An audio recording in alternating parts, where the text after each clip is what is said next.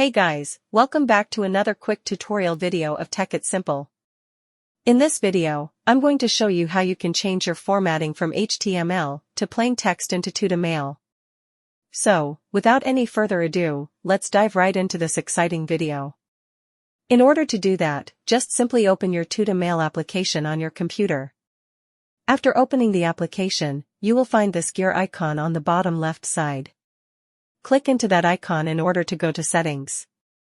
After coming to Settings, choose this Emails option below the login.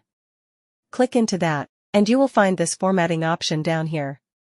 You just simply have to click into this button beside formatting in order to change your HTML into plain text. Now, just simply select this plain text option here, and your formatting into Tuta mail will successfully be changed into plain text from HTML.